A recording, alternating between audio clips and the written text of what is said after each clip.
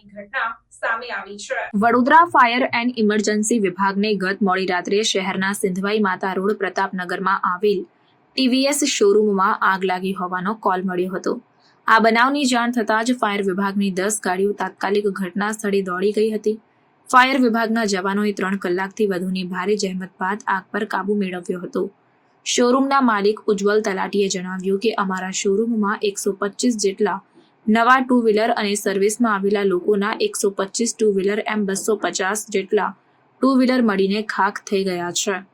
બધા two wheeler થઈને 1.5 કરોડનું નુકસાન થયું છે, જ્યારે સ્પેર પાર્ટ બળી ગયા એ ગણીએ તો અમારે કુલ 2 કરોડ જેવું નુકસાન થયું છે। પ્રતાપનગર માંજલપુર તરફ જતા રોડ પર આવેલ ટીવીએસ શોરૂમમાં અચાનક મોડી રાત્રે આગનો બનાવ સામે આવ્યો હતો।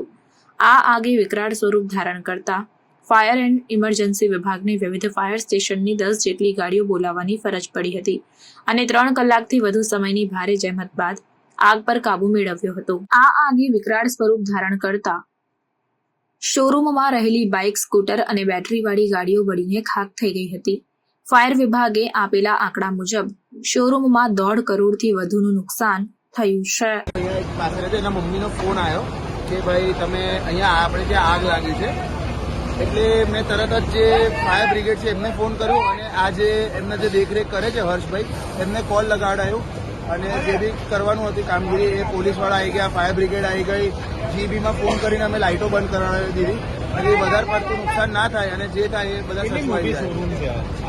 આ ખાસો મોટો વર્કશોપ છે, શોરૂમ નથી, આ વર્કશોપ છે, ખાસો મોટો વર્કશોપ છે જ્યાં બધી ગાડીઓના ગોડાઉન નવી ગાડીઓ બી પડી હોય છે અને જે નવી ગાડીઓ સર્વિસ થવા આવે એ બી ત્યાં સર્વિસ થવા આવે છે।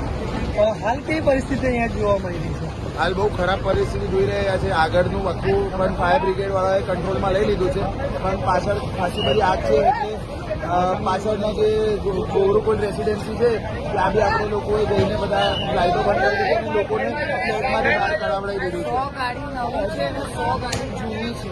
100 ગાડી અંદર નવી શોરૂમમાં દર વખતે આવે છે, 100 ગાડી નવી આવે છે અને 100 એ લોકોનું રિપ્લેસમેન્ટ કે કંઈ બગડી ગયું હોય એના માટે આવે છે દર વખતે।